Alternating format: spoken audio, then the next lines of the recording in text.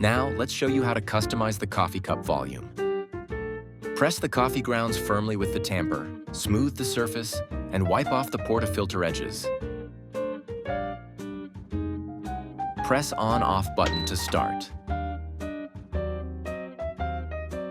When all lights are on, the machine is ready. Align the portafilter handle with the insert slot and twist it to the right into the group head. Hold the single and double cup buttons for 3 seconds until they flash to enter custom mode.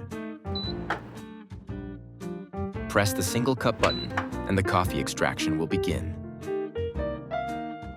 When the desired cup volume is reached, press the double cup button to stop. Press the steam button within 15 seconds. The power light blinks blue 3 times and the machine beeps 3 times. The new cup volume has been set, and the machine will automatically return to the ready state. If you hold on, off, and single cup buttons for 3 seconds to reset single cup volume.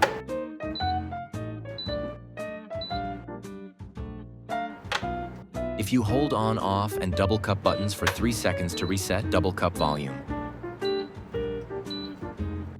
If you press and hold power, single cup, and double cup buttons for 3 seconds to reset default settings.